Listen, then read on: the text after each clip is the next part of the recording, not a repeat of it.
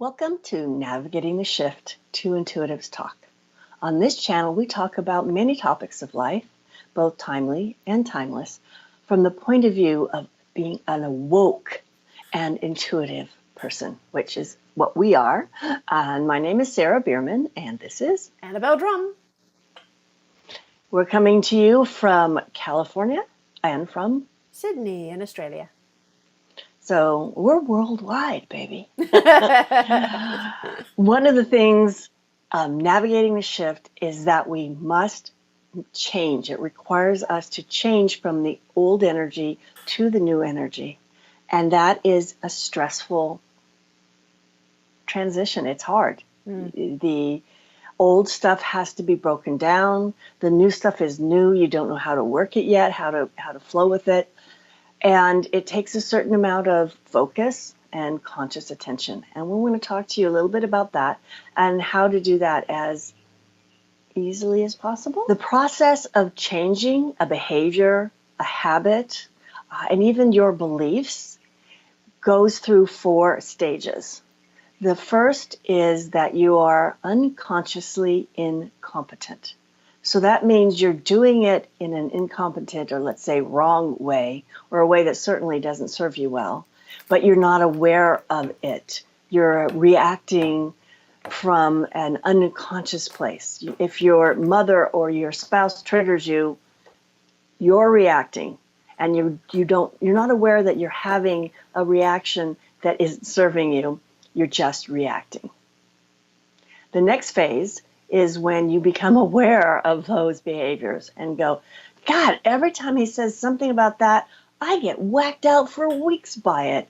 And you want to change it. At this point, you become consciously incompetent because you're still finding yourself reacting or behaving in the same way, but you realize you don't want to do it.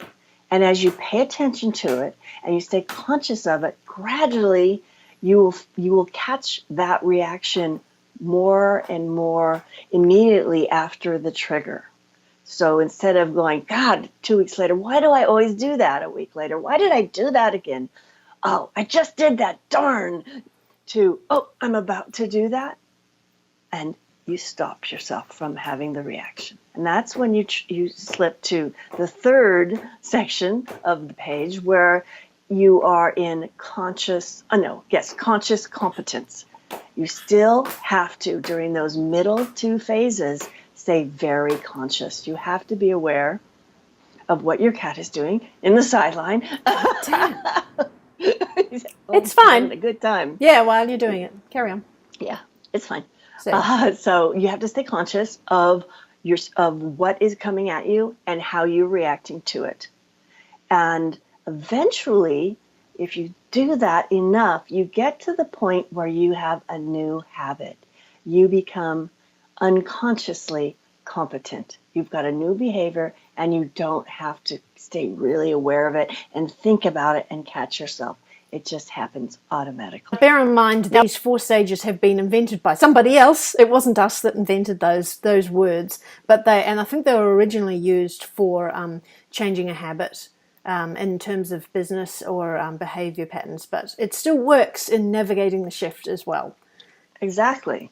And the challenge of the process and why we want to make sure you're sort of aware of it is in those 2 periods of conscious, where you're unconscious to be incompetent to become when you're competent. So while you're trying to change the behavior, it feels like it's just there all the time, and it isn't easy, and it keeps being in your face, and you'll have repeated failures, and then you'll have successes. And it seems like when you're in that, it's never going to end, and it's hard. But to realize that there is this other place where you're going, where it isn't that level of hard work all the time, and it's just normal for you to behave, to believe. I want to talk about how this affects beliefs too, in a new way. Yeah, that's a good idea, I think. And I know for me, I pretty much slowed down my process a bit by beating myself up all the time.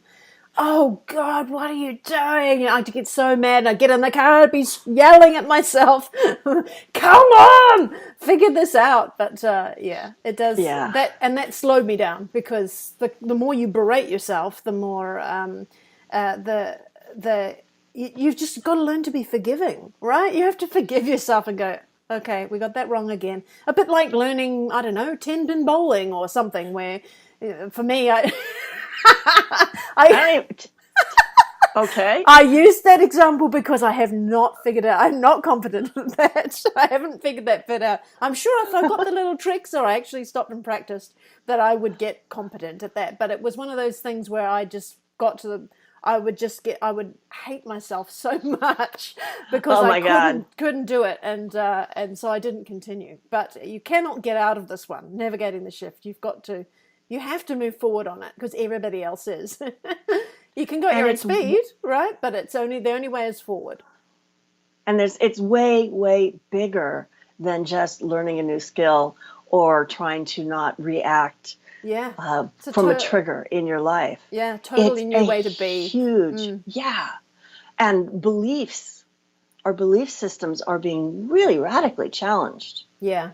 Now that applies to every area of things that we believe about, isn't it? We've grown up with our well-meaning parents teaching us a lot of those beliefs from the beginning, and they no snarling. They don't know. I They tried don't. to keep a straight face. I really You did. couldn't do it. It's that crappy poker face of yours is never going to work. Never gonna happen. They really do honestly try and do the best that they can in teaching us I know. beliefs that the wind will change and you will be stuck with that silly face, or I mean, I know that's just an old wives' tale. Why are you blaming it on me, man? It's just an old wives' tale. But I mean, there's so many other beliefs that will be challenged along the way, including how you think our government works, how you think the weather happens, how you think that the school system should be working, or why we wear the things we do, why we cut our hair off. You just, there's so many things. It feels virtually unlimited to me as to how many things are likely to get challenged along the way. And so to go through those stages that you're talking about is going to be quite a trick, isn't it? Yes. And it's shocking as we become aware of just how manipulated we have been. And I want to encourage people. I still haven't made this bumper sticker. I really want to. It's don't believe everything you believe. Yeah. Because the bottom line is All of belief it's up for systems grabs. are nothing but beliefs. Yeah. And we need to be facile. We need to be fluid in our beliefs so that when new information comes in, we can shift them. Because the problem, the challenge is people say, no, my minister or my whatever person in position of power who I trust would never do that kind of thing. For instance, or that no, I can't believe I'm living in California and have had fires around me quite a bit. I live in just that area, and evacuated last year, etc. And people deliberately use directed energy weapons and fired on individual houses and killed people and poisoned the air and burned. It's just like, there's a part of me that doesn't want to believe that people could be that evil. And I know there's a lot more evil than that in the world. So we need to be able to go through the cognitive dissonance, to go through these 4 steps of conscious change, to be willing to let a new belief come in. Both of us have the experience. Remember that webinar? God, it's at least a year and a half ago. Yeah, the one you were talking about with the president. Yeah, and the idea was that was funny, wasn't it? How did these words come out of my mouth? This was just intuition here. Okay, it's nothing to do with me. There it it's is. Just, yeah, exactly. So, yeah, you want to explain? So what we were doing was we brought in as much of the new energy as we could. First, cleared out a bunch of the old stuff, brought in the new stuff. So we were really, each person who was participating in the webinar was vibrating at the lovely love and light frequency, and we created these bubbles and offered them up to various places. You don't want to impose that, because negative energy will see that as an attack. Yep. So you don't want to be attacked back, but just sort of to offer it. And we offered it to like over the Vatican. God, where else did we Bubbles of do? Do you love. remember? Bubbles of love. City of London, That's right. Washington, and Vatican. Those three, I think. That's right. Yeah. I think major. I think we might have gone to Jerusalem as well. I can't remember. It's been some time. But at any rate, it was interesting because one of the things that we did was to look at the soul of Donald Trump.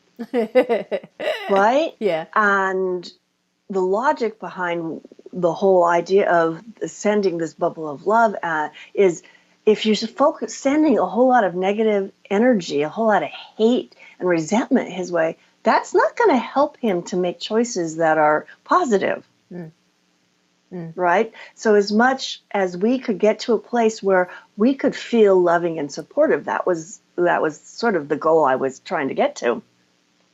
And then we went and we looked at his soul. Yeah, right? For a minute, yeah. And remember, you came back and you said that. Remember what you said? Yeah, that it for some reason that when we were picturing the soul and a holograph of that, and well, not a holograph because it's huge, but it came through as predominantly feminine. Exactly. And both of us like, really? Oh. Really? And then you said, oh, of course. So the big alpha male tough guy arsehole kind of thing is just this fantastic costume for the actor because nobody would suspect.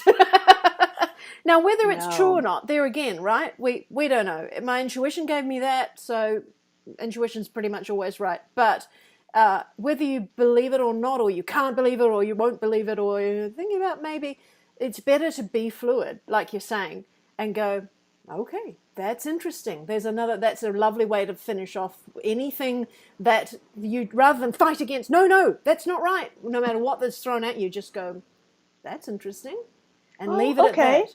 Because you can't say this is true or this is not. You can tune in to see if it resonates with you, and maybe it does and maybe it doesn't. And other times, and what does it trigger in you? What does it trigger? But also, where are the perspectives? If we looked at lots of different perspectives on one concept, that is how we better understand it. And I think that is what 5D thinking is going to be about, something along those lines. It's not black and white. It's not set. The example, I'll be really quick because we don't want to be too long on this video, but I had this example, which I haven't done a video on, I really should do it, was looking at a chair straight on, right? So say you're level with the seat, and what can you see? If you didn't know what it was, you can see two long poles, right? Nothing else. A cat, perhaps. And and one parallel at the top here. Oh, he's coming through. Come on then. And that's all. And you'll say, well, that's what a chair is. A chair is these two long things and a parallel here. Sorry, a horizontal line here. And then the person on the side of the chair goes, no, you've got it all wrong. There's one long and one short, and then the horizontal line. And the other guy goes, no, you've got it all wrong. It's on the other side. It's the tall is on the left. So you see, when you get perspectives from many different people, if you listen to all of them, you'll get a better idea of what it is that you're looking at. Yes. Yeah? Oh, good. Yeah, that reminds me of that thing with the elephant. A bunch of either blind or blindfolded people, and no, it's a tree, feels the legs, right. And the other one feels the trunk, and no, tail. It's not that, it's a snake, no, it's a whip, who knows, on the tail. Yeah, exactly. And the being willing to contemplate, you don't have to accept it, but be willing to, okay, is it possible that could be true?